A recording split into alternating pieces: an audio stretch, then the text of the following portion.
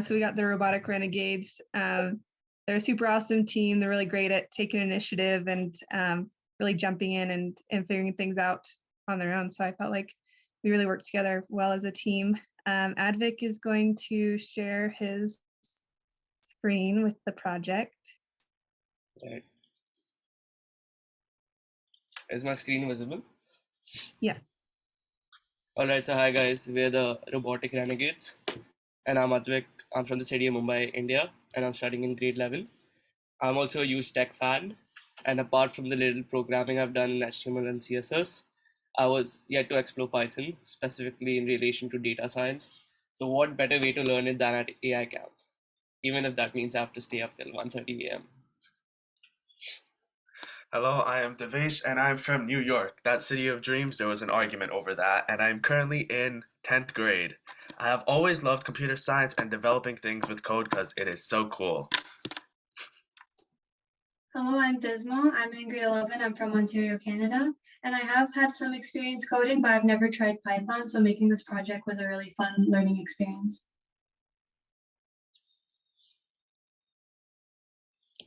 So the data frame we chose was the Social Progress Index. So the SPI, or Social Progress Index, measures the well-being of societies by observing and recording social and environmental factors instead of the common approach of viewing societies from an economic perspective. And so these factors range from accommodations towards physical wellness, such as healthcare, shelter, and sanitation, to accommodations towards social wellness like equity, inclusion, and personal safety. And so understanding social progress in different parts of the world allows us to visualize the importance of social and physical maintenance and how components of society are interdependent. It essentially brings insight to what is working and what is not in different nations, which we can use as a means of feedback to society to further social improvement. All right, so here's the data set that we use. It's a CSV file in the typical data frame format of rows and columns. So the data consists of the stats related to social progress for about 160 countries.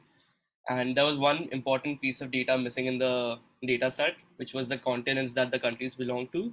So we as a group found another data set which contained the info we required, and we merged it with this original data set. And following which we started cleaning the data, where we filled the required empty sets and dropped the unnecessary columns. And that's how we got our own manipulated version of the data. So to start with, we have our first visualization here in the form of a world map. So we wanted to have a diverse range of visuals, and so we chose to create a map because they're cool and unique, but also challenging to build. So basically, we plotted the whole data here with every country's score reflected by the darkness. So the lighter the shade, the higher the SPI score of the country. It's actually supposed to be the opposite, but since I'm using the dark mode, it's just flipped the darkness. But I hope you get the message. And the next visualization is which continents to the top 30 countries in the social progress index belong to. So it's a pie chart. So the main goal behind using a pie chart was to see the percentage of the top 30 countries in the social progress index, which belong to which continent.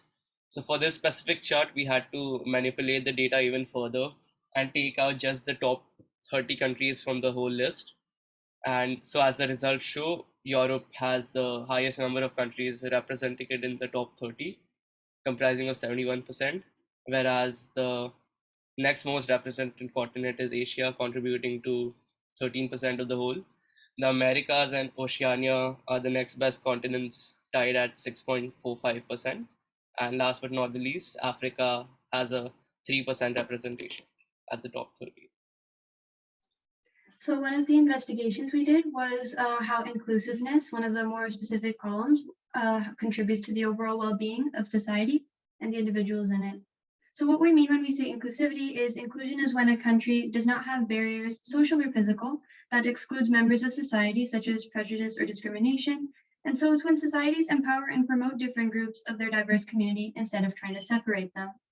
And so the first chart we made was a scatter plot, which displays how the rate of inclusiveness is related with both the rate of opportunity and access to advanced education throughout the continents.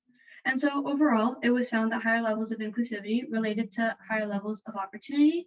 And this could be because higher inclusivity means lower levels of discrimination in the processes revolving around opportunities.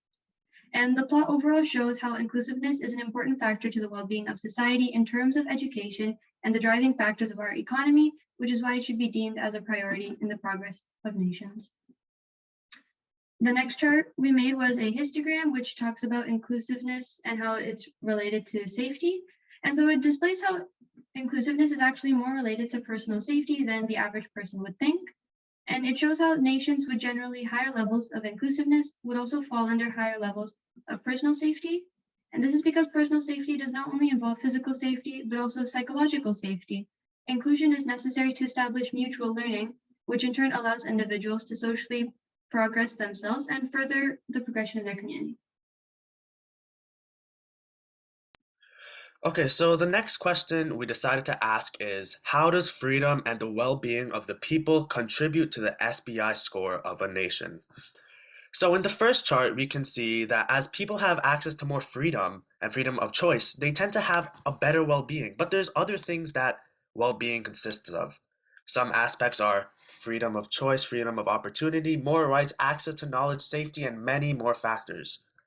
But after looking at this graph, we also had another question. We wanted to see how big of a role freedom of choice had on the overall SPI score of a nation. From both of these charts, we can see that personal safety, freedom of choice, and the well-being of a nation are crucial for growing in the SPI rankings because, well, both graphs exhibit a very similar linear upward trend. But another important thing was that what we learned is that a nation will do better when its citizens are happier, safer, and more secure. People would be more supportive of their government or nation because they feel safer and have greater freedom, which would boost the SPI rating. However, nations begin to fall in the SPI rankings when their citizens have lower well-being scores.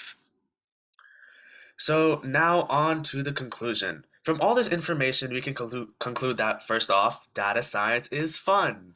Secondly, inclusiveness not only furthers the social progression of individuals and their societies, but it also sustains the well-being of the people. Next, the SBI rank for a nation rises as a result of the increase in well-being brought on by greater freedom, safety, education, and opportunity for all. And also, it was a very fun project where we learned how to use data and how to visualize it, so it was extremely cool. And finally, the main one, shout out to the teacher Marissa. It was so fun, and we will 100% miss all the games that we played.